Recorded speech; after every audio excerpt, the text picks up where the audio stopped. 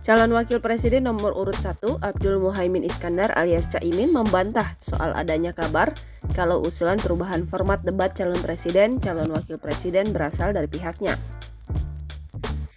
Caimin secara tegas menyatakan dirinya maupun Anies Baswedan yang merupakan calon presiden nomor urut 1 tidak pernah mengusulkan demikian.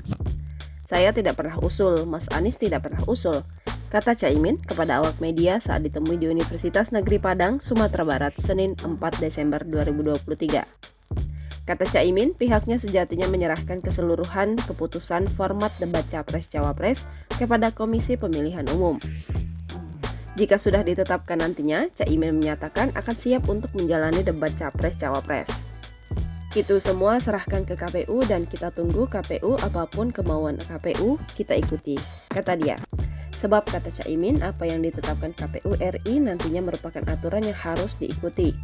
Ya pokoknya KPU mengatur kita ikuti, tukar Caimin.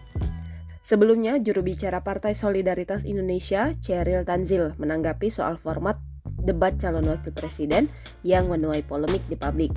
Format capres tersebut diubah oleh Komisi Pemilihan Umum RI yang semula hanya menghadirkan para cawapres menjadi didampingi oleh capres masing-masing. Menyikapi polemik itu, Chairil mengatakan sejatinya usulan untuk menghadirkan para capres dalam debat cawapres nanti itu merupakan usulan dari salah satu kubu pasangan calon. Ada usulan dari salah satu tim paslon agar tiap debat hadir keduanya, dan porsi bicara silahkan diatur oleh KPU, kata Chairil saat dimintai tanggapannya Minggu 3 Desember 2023. Kata dia pembahasan itu dilakukan pada 29 November lalu, di mana kubu Prabowo Gibran yang dihadiri oleh perwakilan tim kampanye nasional memastikan kalau usulan itu bukan berangkat dari pihaknya.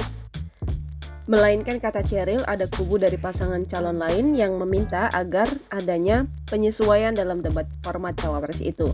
Keadaan itu juga kata salah satu anggota juru bicara TKN Prabowo Gibran tersebut disaksikan oleh perwakilan KPU dan kubu masing-masing paslon.